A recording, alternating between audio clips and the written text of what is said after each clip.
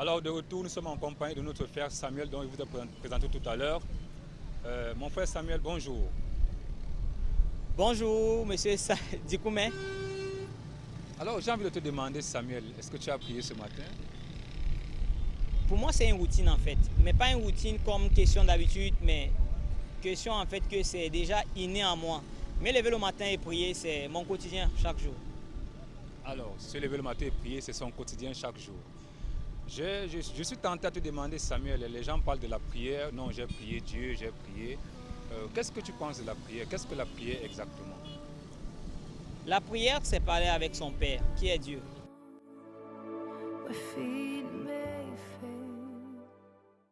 La prière, c'est pas toujours de demander, parce que le plus souvent les gens me disent la prière c'est de demander. Non, la prière aussi c'est de se lever et de dire merci à Dieu. Merci par rapport à ce qu'il fait dans notre vie. Quand je me couche le soir et que je me lève le matin, je ne pense pas avoir fait d'efforts pour pouvoir me réveiller le matin. Donc pour cela, je peux seulement rendre gloire à Dieu et continuer à lui dire merci pour ce qu'il fait.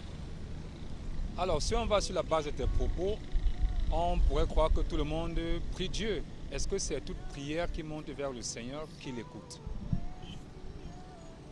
S'il faut parler de quelle prière Dieu exauce, je vais citer en fait, quelque part dans la Bible, la parole de Dieu nous rappelle ceci, que Dieu n'écoute pas la prière du pécheur. Qui est le pécheur? C'est celui qui désobéit, qui sait ce qu'il a à faire et qui ne le fait pas. Dieu n'écoute pas ce genre de personnes. Donc la prière de tout le monde ne peut pas être écoutée par Dieu.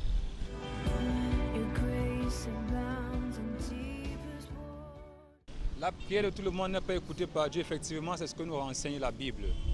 Pour que Dieu écoute ta prière, il faudrait premièrement que tu aies accepté son Fils Jésus-Christ, que tu marches selon les principes qui sont écrits dans sa Bible. En fait, que tu obéisses à ses commandements tout simplement. Alors mon frère Samuel, quand est-ce qu'il t'arrive de prier? Quelles sont les circonstances qui t'amènent vers Dieu dans la prière?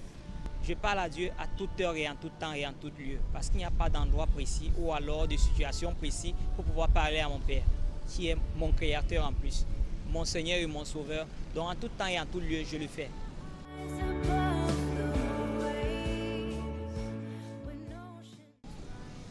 Alors effectivement, parce que la prière n'a pas besoin de diplomatie avec Dieu, c'est un père et son enfant qui s'entretiennent.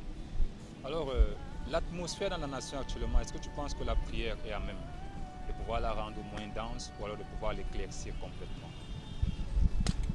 Je vais toujours me fier à ce que la Bible dit, parce que croire en Dieu, c'est de croire en sa parole. Il n'y a aucune situation dont Dieu n'est pas au contrôle.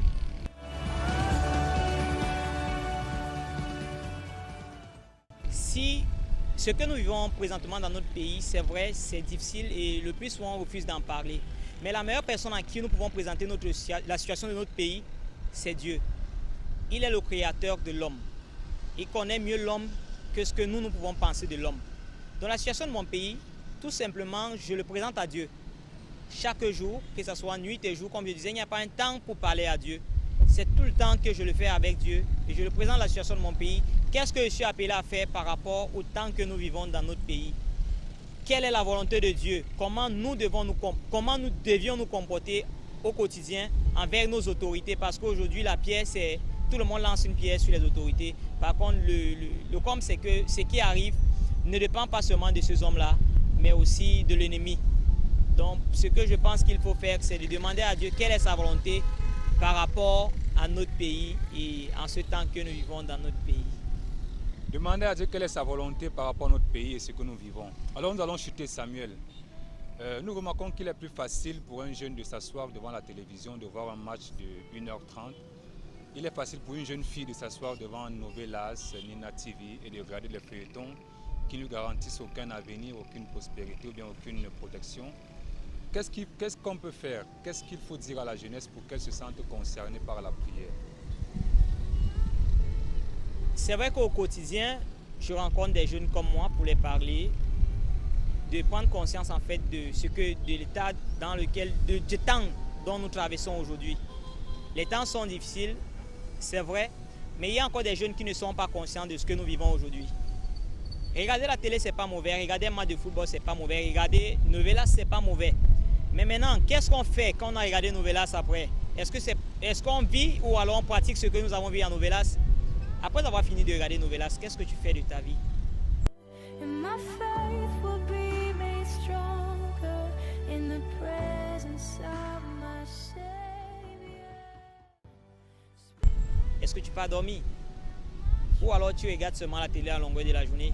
Ce que je peux demander à la jeunesse, c'est d'être conscient de ce que nous, je sais pas, de la période dont nous traversons, que le monde traverse aujourd'hui, au quotidien.